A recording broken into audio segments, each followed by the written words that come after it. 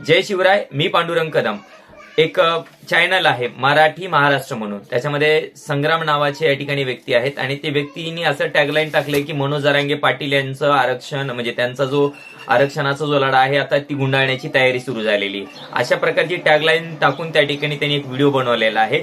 तर त्या संग्राम नावाच्या व्यक्तीला या ठिकाणी मी सांगू इच्छितो की आरक्षणाचा आमचा जो मनोज जरांगे पाटील यांच्या रूपाने सुरू झालेला जो लढा आहे तो गुंडाळण्याची तयारी तर ती आज नाही ना, ती ज्यावेळेस आमच्यावरती लाठी हल्ला झाला त्यावेळेस पासून तुम्ही गुंडाळण्याची तयारी सरकार करत आहे. त्याच्यामध्ये नवीन काय आहे?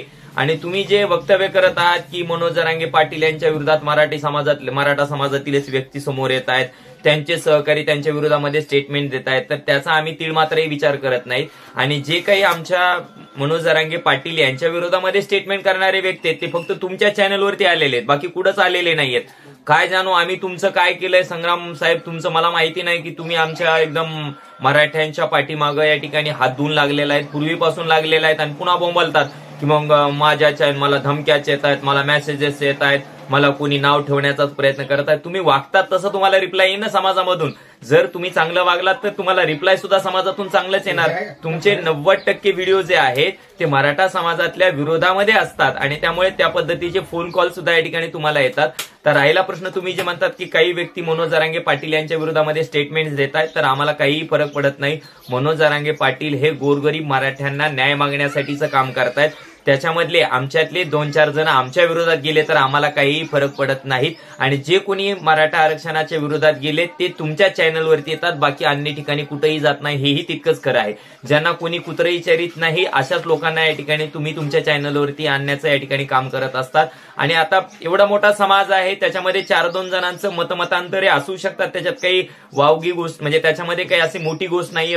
म्हणजे मतमतांतर असू शकतात, प्रत्येकाचं मत वेगळं असू शकतं. राहिला प्रश्न तुमचं असं म्हणणं आहे की मनोज जरांगे पाटील यांची जी भूमिका आहे ती फक्त पूर्वी मराठवाड्यापुरतीच होती आणि मग आता ती महाराष्ट्रभर म्हणजे संपूर्ण महाराष्ट्रातील मराठ्यांना या ठिकाणी ओबीसी मधून आरक्षण मिटावं याच्यासाठी मागणी पुढे का केली जाते.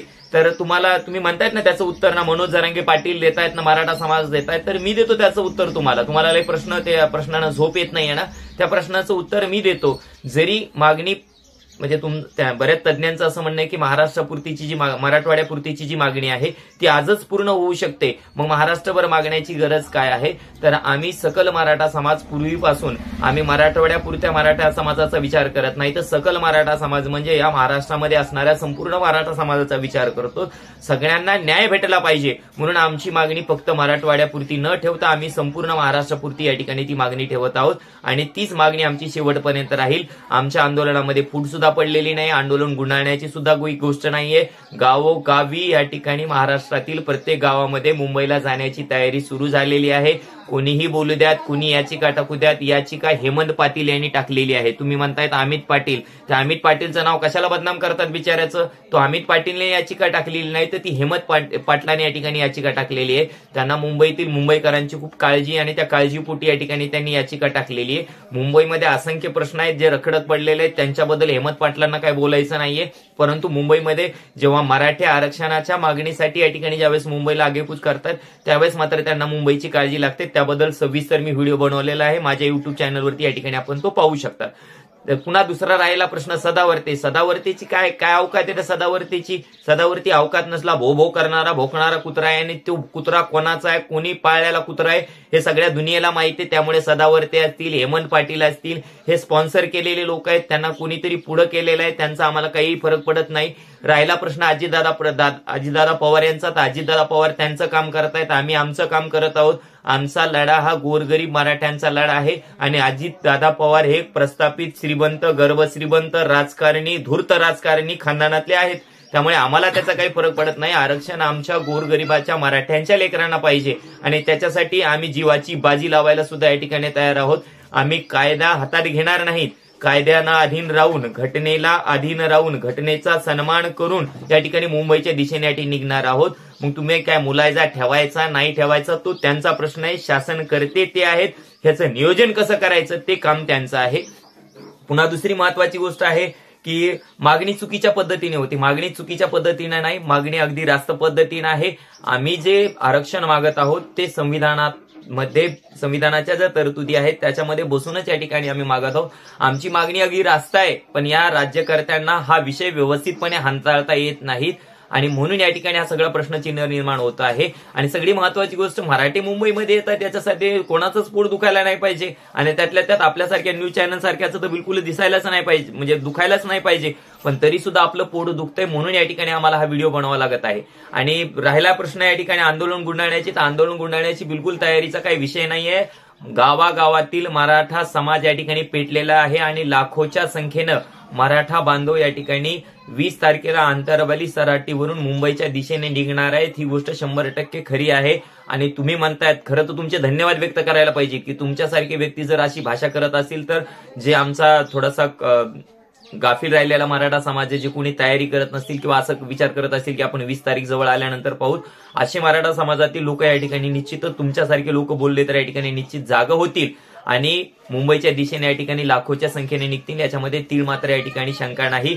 आणि आपण जे बोलतायत तर तुम्हाला आणि यापुढेही डिटेलमध्ये या ठिकाणी बोललं जाईल. तर पुन्हा एकदा सांगतो की आम्ही लाखोच्या संख्येनं मुंबईच्या दिशेने या ठिकाणी निश्चित 100% निघणार, याच्यामध्ये या ठिकाणी 1% सुद्धा शंका नाही. आणि आपण असेच व्हिडिओ बनवत राहा म्हणजे आम्हाला सुद्धा या ठिकाणी तुम्हाला प्रत्युत्तर देता येईल. आणि दुसरी महत्वाची गोष्ट, खूप साऱ्या गोष्टी आहेत त्या ठिकाणी बोलण्यासारख्या आहेत. तर तुम्ही आणखीन एक बोललात की जी बीडला झालेली जी इशारा सभा आहे त्याच्या संदर्भात बोललेला आहे. तर बीडची सभा ही ऐतिहासिक होती, इशारा सभा होती आणि निर्णायक सभा होती. त्यावेळेस मनोज जरांगे पाटील म्हणले होते की मी मुंबईला या ठिकाणी आझाद मैदानावरती उपोषणाला बसणार आहे आणि मराठे या ठिकाणी नंतर मला भेटण्यासाठी तिथं मुंबईला येणार आहेत. परंतु जेव्हा मनोज जरांगे पाटील यांनी इतर मराठा बांधवांसोबत चर्चा केली आणि त्याच्यानंतर असं ठरवण्यात आलं की मनोज जरांगे पाटील 20 तारखेला आंतरवाली सराटीवरून मुंबईच्या दिशेने या ठिकाणी निघणार आहेत. हे सगळे जे निर्णय आहेत मराठा समाजातील बांधवांना विचारात घेऊन या ठिकाणी निर्णय घेतले जातात. मनोज जरांगे पाटील म्हणजे त्यांच्या मनाला वाटेल तसं वागत नाहीत, ते आमच्या सगळ्यांसोबत या ठिकाणी विचार विनिमय करत असतात आणि त्यांचे निर्णय आतापर्यंतचे सगळे आमच्या मराठा समाजाच्या हिताचे आहेत. त्यामुळे आम्ही त्यांच्या पाठीमागे या ठिकाणी खंबीरपणे उभे आहोत.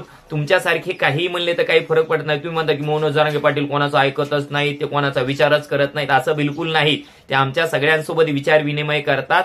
सगळ्यांचा विचार विनिमय झाल्यानंतर त्याच्यातून निर्णय बाहेर येत असतो. त्यामुळे तुमच्यासारखे जे व्यक्ती आहेत त्यांनी जरी म्हणले की मनोज जरांगे पाटील कोणाचं ऐकत नाहीत, त्यांचे जवळचे सहकारी नाराज व्हायलेत, आता एखाद दोन नाराज होतच असते आणि ते नाराज झाले गेले की तुम्ही त्याला उचलायला तयार आहेत. त्यामुळे आम्हाला काही फरक पडत नाही.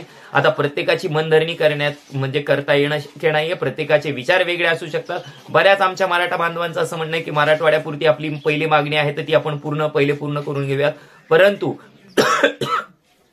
बहुतांश मराठा समाजातल्या बांधवांचं असं म्हणणं आहे की आपली मागणी ही संपूर्ण महाराष्ट्रासाठी असली पाहिजे आणि तीच मागणी आमची शेवटपर्यंत राहणार आहे आणि तीच आम्ही मागणी मान्य सुद्धा करून घेणार आहोत. मग कोण आम्हाला आडवं येतंय, कोण याचिका टाकतंय, कोण आम्हाला मुलायजा न करण्याची भाषा करतंय किंवा कोणी आणखीन आम्हाला कायद्याची भाषा दाखवत असेल, कोणी लाठीचार्जचा धमकी देत असेल, कोणी ट्रॅक्टर अडवण्याची भूमिका करत असेल, तर या सगळ्यांना सामोरं जाण्याची ताकद या गोरगरीब मराठा समाजामध्ये आहे. आणि म्हणून आम्ही या ठिकाणी 20 तारखेला आंतरवाली सराटीवरून मुंबईच्या दिशेने लाखोच्या संख्येने निघणार आहोत. हे मात्र या ठिकाणी 100% खरं आहे.